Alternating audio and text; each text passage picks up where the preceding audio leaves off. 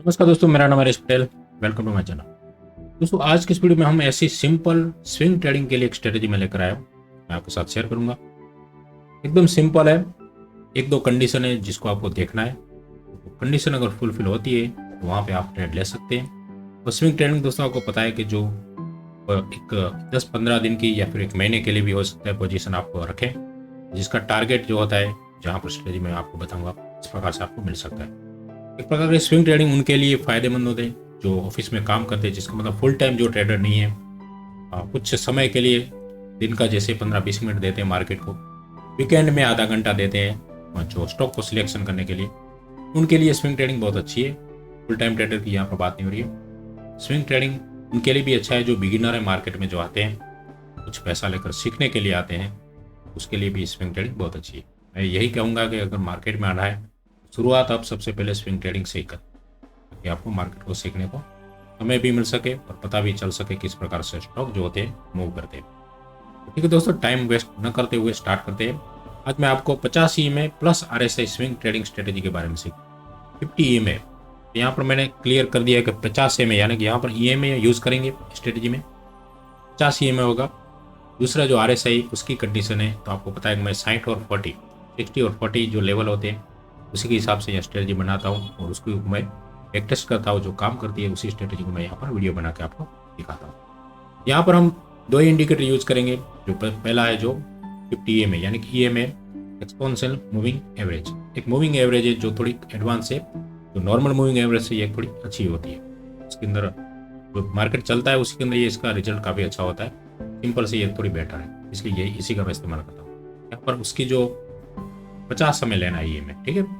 दूसरा जो RSI है उसके अंदर मैं 40 और जो 40 दोनों का मैं इस्तेमाल करता हूँ। आपको पता है कि यहाँ पर मैं 60 होती है और नीचे की जो होती है वो 40 होती है। तो यहाँ पर मैं 40, यहाँ पर हम इसी की 40 EMA पर ही मैं आपको बताऊंगा किस प्रकार से मैं कंडीशन है। ठीक है दोस्तों, सबसे पहले बात करते हैं स्ट्रेटजी किस प्रकार से है। मैं आपको बता दूं क्या कंडीशन है, किस प्रकार से हम स्ट्रेटजी में काम करेंगे। सबसे पहली कंडीशन यहाँ पर यह बनती है कि जो हमने EMA लिया है 50 EMA 50 EMA, राइट। पहला उसकी कंडीशन यही है कि जो EMA वो हमेशा राइजिंग होना चाहिए इस प्रकार से, ठीक है, ये राइजिंग पहली कंडीशन। चार्ट पर EMA प्लॉट कर देंगे। 50 EMA आपको आता ही होगा किस प्रकार से ऐड करना है, ठीक है। तो 50 EMA आपको चार्ट पर ऐड करना है, लेकिन उसकी कंडीशन यहाँ पर राइजिंग होनी चाहिए इस प्रकार से। ये नहीं चलेगा अगर इस प्रकार से, यानी कि मूविंग एवरेज सीधी चल रही है 50 की, तो यहाँ पर ऐसे स्टॉक में हम ट्रेड नहीं करेंगे, ये हमारे लिए नहीं होगा। सबसे पहली कंडीशन ये है कि राइजिंग होनी चाहिए, ठीक है। दूसरी कंडीशन है जो RSI जो बताई इस प्रकार से, अगर नीचे मैं RSI अगर बताता हूँ तो यहाँ पर ये 60 और ये 40 है, ठीक है। यहाँ पर जो स्टॉक है उसके अंदर RSI 40 के ऊपर होनी चाहिए, एबोव 40। जो भी स्टॉक के अंदर हम एंट्री लेंगे स्विंग ट्रेडिंग के लिए, जो भी कंडीशन के हिसाब से, लेकिन उसकी RSI देखना है उस कैंडल की। डेली चार्ट पर हम काम करेंगे स्विंग ट्रेडिंग में। आपको पता होगा स्विंग ट्रेडिंग डेली चार्ट पर किया जाता है। उसके अंदर कंडीशन उसी कैंडल की जिसके अंदर हम एंट्री लेने वाले, वो कैंडल का RSI है वो 40 के ऊपर होना चाहिए। 40 के नीचे जो भी होगा उसके अंदर हम एंट्री नहीं लेंगे, ठीक है। यहाँ पर मैं बताता हूँ किस प्रकार से कंडीशन बनती है, तो हम एंट्री लेंगे, ठीक है। जैसे कोई स्टॉक है इस प्रकार से यहाँ से ऊपर से आ रहा है, कुछ कीजिए, मैं एग्जाम्पल दे रहा हूँ। पहले बड़ा होगा किसी भी प्रकार से, मतलब ये ऊपर गया है, फिर यहाँ से प्रॉफिट बुकिंग आई होगी या फिर रिटेस्ट करने के लिए आ रहा है। इस प्रकार से कोई भी स्टॉक है एग्जाम्पल के हिसाब से। तो यहाँ पे देखिए कि ये कैंडल एक बनती है, कंडीशन देख लिए इस कैंडल की, इस प्रकार से कैंडल बनती है, राइट। यहाँ पर के बाद में ऊपर अगर स्टॉक निकलता है, हमारे लिए जो कैंडल होगी अलर्ट कैंडल या फिर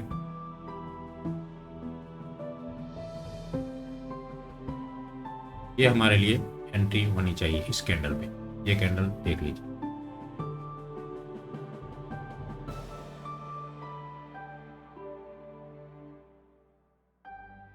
ये कैंडल हमारी एंट्री कैंडल है। कंडीशन बताया इस प्रकार से दोस्तों, ये 60 है, राइट, ये 40 है। यहाँ पर जो RSI ये ऐसे होगी, यहाँ पर हो सकता है यहाँ पर पूरी सपोर्ट लेकर ये निकलेगी, याद रखना। इस प्रकार से RSI निकल सकती है, यानी कि देख सकते हैं 40 के ऊपर ये RSI इस कैंडल की, राइट। ये कंडीशन पे यहाँ पर फुलफिल होती है, 40 के ऊपर है। दूसरी ये हमारी जो EM है वो भी राइजिंग है, राइट। ये EM है 50 की, वो भी राइजिंग है। और यहाँ पर जो कैंडल बनती है वो भी एक बुलिश, मैंने बताया इस प्रकार से हमें 2 ही कैंडल पर काम करना है, एक तो बुलिश कैंडल होनी चाहिए और दूसरी हैमर, ठीक है। मैं यही कैंडल को वैलिड करता हूँ, एक ये हैमर होनी चाहिए या फिर एक बुलिश ग्रीन कैंडल, इसकी विक्स न होने के बराबर होगी तो चलेगा ये, ठीक है। ये 2 ही कैंडल यहाँ पर बनती है, यानी कि मार्केट के अंदर एक फॉल आता है या फिर एक रिटेस्ट आता है जो यहाँ पर, और यहाँ पर सपोर्ट लेता है 50 EMA पर। जब सपोर्ट लेता है और ग्रीन कैंडल बनती है तभी हम यहाँ पर बाय करेंगे, यानी कि इसके ऊपर हमको इसका जब ब्रेक होगा हाई तब हम यहाँ पर बाय करेंगे।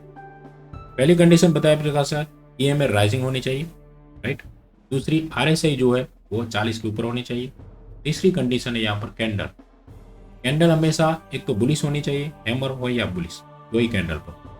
तीसरी कंडीशन ये है यहाँ पर कैंडल की कि कैंडल जो क्लोज होनी चाहिए वो 50 EMA के ऊपर क्लोज होनी चाहिए, ठीक है। नीचे क्लोज होती है तो वहां पर हम वेट करेंगे एक दूसरी कैंडल जब बनती है तब, यानी कि 50 EMA के ऊपर क्लोज देनी चाहिए। तो ये कंडीशन मैं यहाँ पर लिख देता हूँ। दूसरी कंडीशन जो है हमारी RSI अबव 40, इसकी कंडीशन है बुलिश कैंडल, बुलिश हो या फिर हैमर, ठीक है। And with close above 50 EMA plus EMA। ये कंडीशन 3 प्रकार की कंडीशन है, सिंपल स्ट्रेटेजी है बहुत सी। अगर आपको कुछ दिमाग नहीं लगाना है मार्केट कहाँ जा रही कहाँ आ रही है, मार्केट का क्या ट्रेंड है, आपको ऐसे स्टॉक ढूंढने हैं जो अभी डाउन हो रहा है यानी कि रिटेस्ट कर रहा है, 50 EMA पर आ रहा है और वहीं पर एक बुलिश कैंडल बना है, उसकी RSI जो है वो 40 के ऊपर है। बस ये 2 कंडीशन आप देख लीजिए और वहां पर बनने वाली कैंडल बुलिश है या फिर हैमर। इतना देखने के बाद नेक्स्ट डे जब भी इसका हाई ब्रेक होता है इसके ऊपर आप पहले से ऑर्डर लगा सकते हैं, ठीक है। यहाँ पर इसका हाई को बफर समझ लीजिए, जैसे 100 है, मैंने बताया इस प्रकार हर एक वीडियो में बताता हूँ। हमेशा हाई का बफर लगा दीजिए, 100 है तो 101 पर बाय कर सकते हैं, उसका हाई अगर 100 है तो 101 पर आप बाय कर सकते हैं। 100 पर बाय नहीं कर रहा है, उसका जब हाई ब्रेक हो तभी बाय कर, इस प्रकार से आप यहाँ पर उसके हाई जैसे ब्रेक होता है वहां पर आप बाय कर सकते हैं। तो ये हमारी एंट्री बता दी मैंने, इस प्रकार किस प्रकार से एंट्री करना है, यानी कि जो कैंडल है हमारी अलर्ट कैंडल कह सकते हैं, उसका हाई ब्रेक होता है तो हम नेक्स्ट डे देखते हैं कि उसका हाई ब्रेक होता है या फिर हम पहले से ऑर्डर लगा पंच करके भी रख सकते हैं उसके हाई के हिसाब से और लगाकर। और स्टॉप लॉस वही कैंडल का यहाँ पर हम SL लगाएंगे, नीचे बफर ₹1 नीचे बफर लगा। टारगेट हमारा यहाँ पर 1:2 मिनिमम, ठीक है। 1:2 यहाँ पर टारगेट हमको लेना ही है, याद रखिए। यहाँ पर 1:3 भी मिलेगा, लेकिन आप शुरुआत में 1:2 का टारगेट बुक कर लीजिए। 1:1 पे भी कुछ क्वांटिटी बुक कर लीजिए अगर बिगिनर है तो, ताकि आपको नुकसान न हो। 1:2 पर पूरी क्वांटिटी बुक करके निकल जाइए।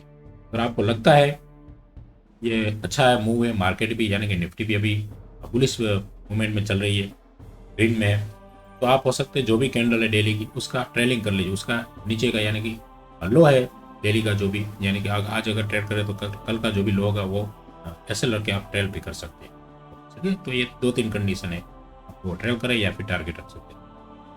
1:2 मिल जाता है और आपको लगता है कि अभी ये ऊपर जाएगा तो आप वो जो दिन की वो कैंडल होती है उसका लो लगाकर आप ट्रेल कर सकते हैं SL को, ठीक है। इस प्रकार से ट्रेल करके भी 1:3 या 1:4 तक भी आप उसका प्रॉफिट बुक कर सकते हैं इस प्रकार से। ये भी एक अच्छी कंडीशन, लेकिन बिगिनर है तो 1:2 बुक करके निकल जाइए।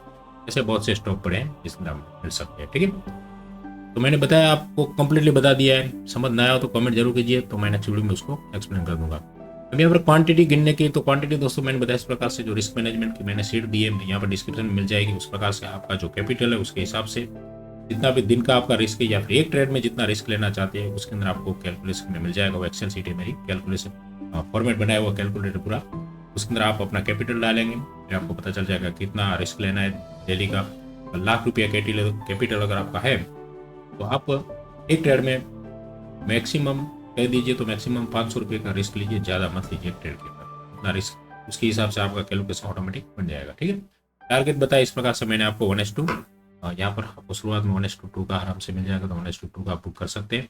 स्टॉप लॉस बताया इस प्रकार से, जो वही कैंडल है उसके कैंडल का लो हमारा स्टॉप लॉस होगा, ठीक है।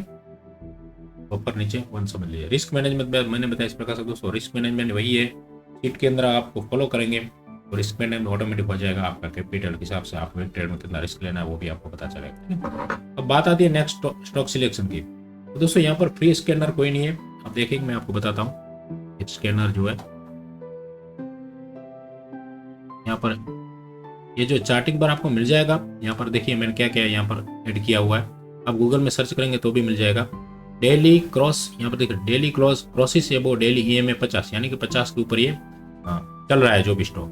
दूसरा RSI मैंने बताया इस प्रकार 40 से ऊपर है ये कंडीशन। तीसरी जो 50 के ऊपर क्लोजिंग दिया है, ये तीनों कंडीशन मिलती है। लेकिन यहाँ पर जो मैंने बताया इस प्रकार से जो हमारा ईएमए 50 ईएमए वो राइजिंग होना चाहिए, तो ये यहाँ पर स्टॉक में मिलती नहीं। जैसे यहाँ पर देखिए कि वेनस से यहाँ पर रेमेडी है, तो यहाँ पर वेनस का मैं देखता हूँ। वेनस रेमेडीज में देखता हूँ तो यहाँ पर देखिए ईएमए आपको देखने को यहाँ पर साइड वेज मिलेगा, ये राइजिंग नहीं है। इसलिए यहाँ पर आपको थोड़ी प्रॉब्लम होगी स्टॉक सिलेक्शन में, क्योंकि फ्री में नहीं मिलेगा। लेकिन मेरे पास एक जो सॉफ्टवेयर है तो मैं अक्सर इस्तेमाल करता हूँ, पिछली वीडियो में मैंने बात की है, उसके अंदर मैं आपको फाइंड आउट करूँगा की स्टॉक जो करके आता है। इसका चार्जेबल है, फ्री नहीं है, लेकिन मेरे पास है।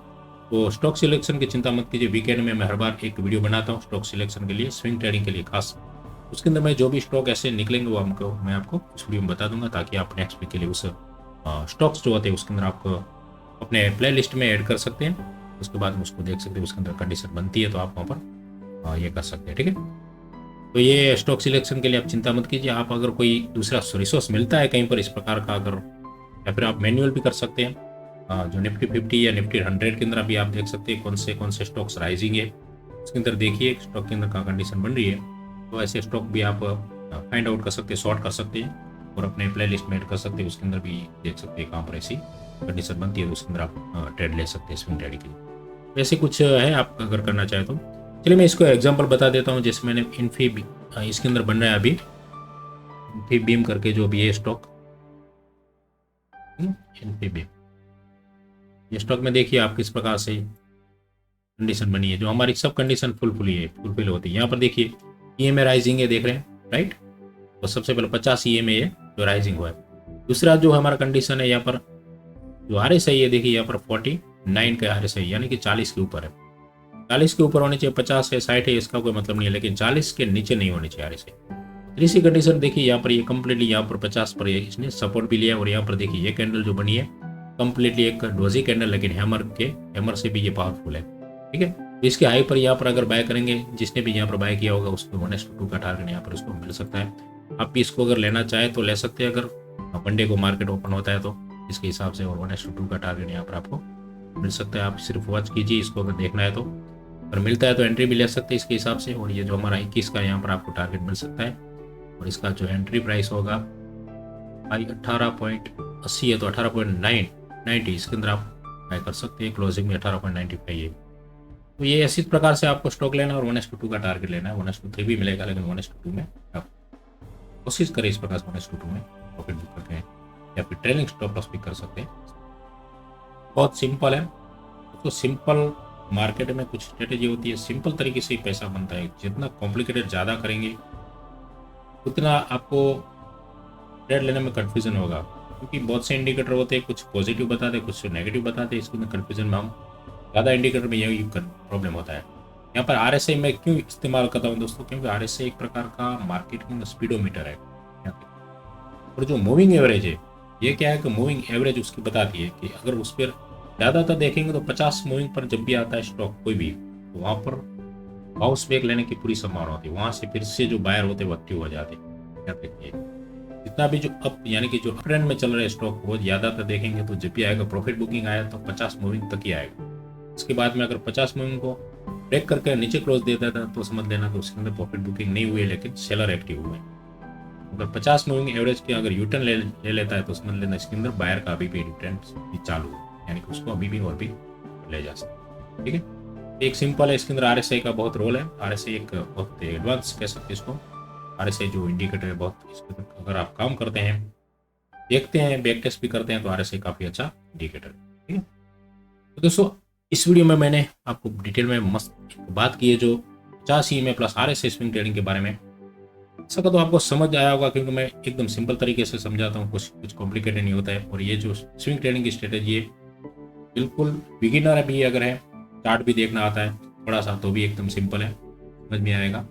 स्टॉक सिलेक्शन में थोड़ा प्रॉब्लम हो सकता है, लेकिन शुरुआत में तो थोड़ा काम भी करना पड़ेगा, थोड़ा प्रैक्टिस भी करना पड़ेगा, चार्ट को देखना पड़ेगा। इसलिए मैं यही कहता हूँ, कोई भी ऐसा शॉर्टकट जैसे कि स्टॉक सिलेक्शन को स्क्रीनर इसका इस्तेमाल ना करें। खुद ही निफ्टी 50, निफ्टी 100, 200, 500 तक भी चाहिए, और ऐसे स्टॉक को फाइंड आउट कीजिए।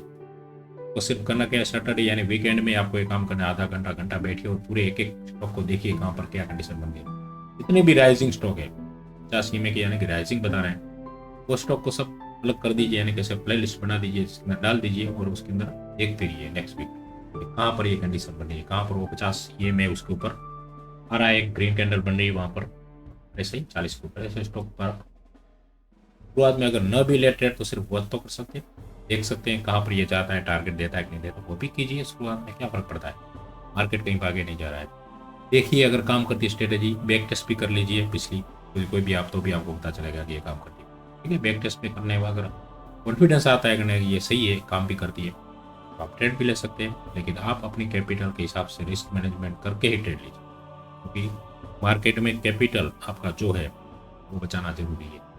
एक बार अगर कैपिटल उड़ जाता है, खाली हो जाता है आपका डीमेट अकाउंट, तो फिर कोई देने वाला नहीं होगा। ठीक है, इसलिए पैसे को सही तरह से काम कीजिए। दोस्तों आशा करो वीडियो पसंद आएगी, कुछ कमेंट है तो कमेंट बॉक्स में जरूर लिखिए। वीडियो पसंद आती है तो लाइक जरूर कीजिए, चैनल पर नए तो सब्सक्राइब कीजिए, अपने दोस्तों में शेयर कीजिए जो शेयर मार्केट में आना चाहते हैं, कुछ कमाना चाहते हैं, ऐसे ही तुक्काबाजी में उसको न पड़े, इसलिए आप ऐसे वीडियो को उसको शेयर कीजिए ताकि वो भी समझे कि मार्केट के अंदर कुछ नॉलेज गेन करने के बाद यहाँ पर ट्रेड किए जाते हैं, ऐसे ही तुक्केबाजी से यहाँ पर कुछ नहीं होता। ठीक है, तो मिलते हैं ऐसी नई वीडियो के साथ, तब तक के लिए जय हिंद जय भारत।